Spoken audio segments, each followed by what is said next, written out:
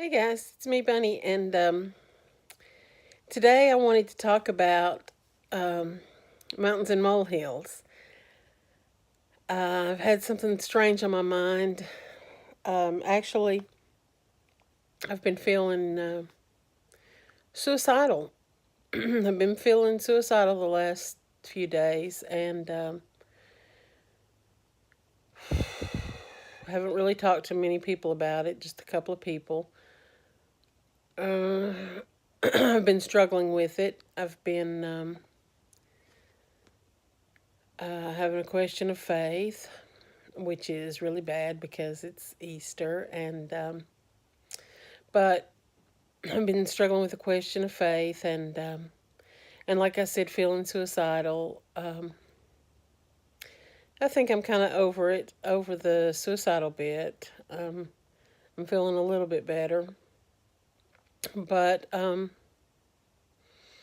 some incidents have taken place that I've talked to some friends about, and they've helped me realize that maybe the situation is not as bad as I've made it out to be in my mind. I'm an overthinker, and I tend to make things a little worse than sometimes they are. So it reminded me today of a situation that happened in the past with a friend of mine, and so I wanted to tell that story. And for the purposes of this story, I will call that friend Cece. And Cece had a car. It was a cute little car. It was green. And Cece had a habit of when things in her life would, well, she called me a lot, but especially when things in her life were not going well, she would call me. And Cece called me one day and she was terribly, terribly upset. She'd been somewhere on the weekend and she called me and she said, "My car's been hit. My car has been hit and it's sustained this damage, and I know the person who hit it, and they're not willing to fix it, and I've called the police, and she's saying it's not damaged and she doesn't want to fix it, and I need to have it checked." And she was really, really, really upset about her car. So I told her that, if it was damaged, that she had called the police and that there would have to be a report and all the things that would have to go into it, and she would have to get the woman's insurance, and that they would have to estimate the damages, and that it would have to be filed, and all the things that would have to be done.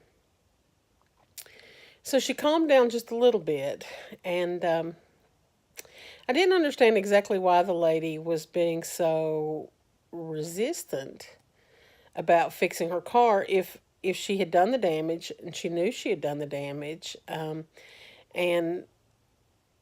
so a few days later, my friend Cece wanted me to come and see the damage that had been done to her car. So I did, and Cece lived in a different town than I did, or I probably would have done it a little sooner. But a few days later, I did drive to the town where she lived, and I saw the car, and it was the bumper, and I looked at the bumper, and I couldn't see any damage, and I said, "Where exactly is the damage?" And she goes, "Right here," and she pointed it out to me, and she said, "Don't you see this damage?" And I really struggled, and actually when she pointed it out, it did sort of look like it was scuffed or scratched or something like that. But I've been in a few fender benders, and it really didn't look damaged to me. And it sort of made sense why the lady had been so reluctant about filing it with her insurance and the damages. And I'm sort of wondering what the police report said, because it really looked maybe lightly scratched. And And she had been going on for days about this damage to her car and this lady not wanting to pay for it and not wanting to file it with the insurance. And I sort of understood why, because it wasn't even noticeable. And I'm kind of a perfectionist, and uh, you know, even had it happened to my vehicle, I'm not sure I would have even said anything. I don't even know how she noticed that it had happened, but maybe because it was a fairly new car. I don't know, but she was very upset about it. And now it's been so many years ago now, I don't even remember how it was finally resolved. But I've never forgotten about her being so upset about the damage to her car and about her telling me about the woman hitting her car and the damage that was done to her car, and then seeing it and thinking, wow, you know, the way she told the story and seeing the damage that was done later after hearing how different my expectation of what the damage was going to be, and then seeing the actual damage, how different it was. And that's sort of my impression of a mountain and a molehill. And recently I had another friend who a lady had parked next to her, and the lady had opened her door and bumped the car, and she was just in a really bad mood, and she went round and round with the lady, got the insurance company on the phone and pitched a fit with the lady and wanted her insurance information. And I don't think there was any damage done. She was just in a really bad mood and felt that the lady should have apologized to her. And when the lady didn't want to, she decided to give her a run for her money. And so she wasted about a half hour of that lady's time while she was on the phone with the insurance company, uh, going round and round irate with the lady over absolutely no damage that was done to her car, or no real damage. I think she might have acted like there was perceived damage, and finally let the lady go. So my situation is a very small thing, and after talking to my friends about it, it's basically my perception. It's basically my perception of some small incidents that I have turned into some very large incidents.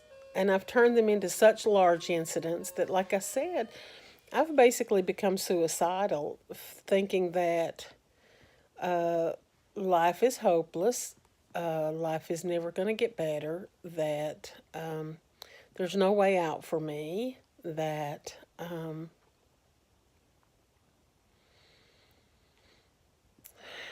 I don't know how to describe it. The feeling that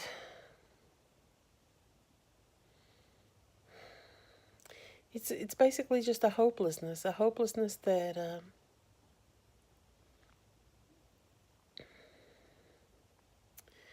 if it's never going to get better, why continue? Why continue? And yet I know that I've been through rough times. I've been through much worse times than this.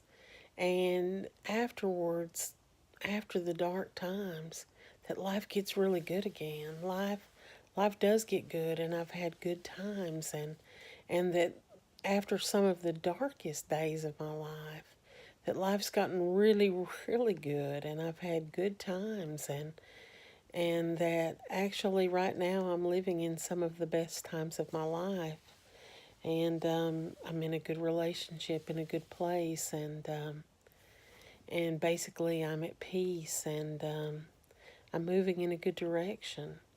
And I think that these are battles that my mind wants me to play, trying to find, trying to find problems that maybe don't exist, or picking at small problems and trying to make them larger so that I am in a place of hopelessness and despair. It's a feeling of despair, and grayness, and it's a place that I don't need to find myself. Life is life is short. Life is good. Life is at least 90%, if not 95%, or maybe 97% good, with 3% to 5% bad sprinkled in, because I think that if we didn't have the bad, we couldn't appreciate the good so much. If I hadn't had the bad times, then I couldn't recognize how good what I have is now. And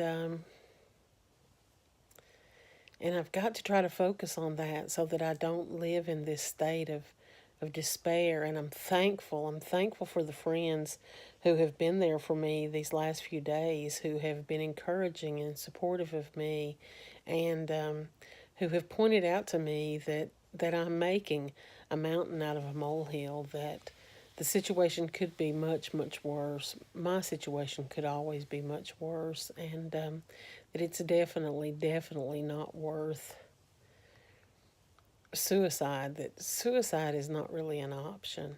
Suicide is not an option, and it's definitely not an option over these small things. There's always a light at the end of the tunnel. There's always hope.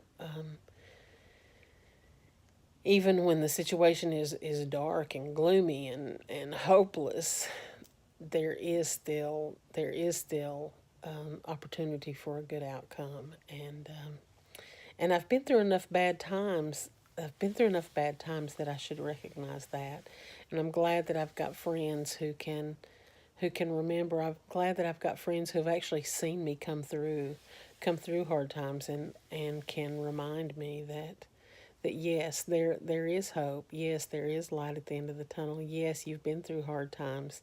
And yes, this is just a bump in the road. And maybe it's a flat tire kind of day, but it's just a day.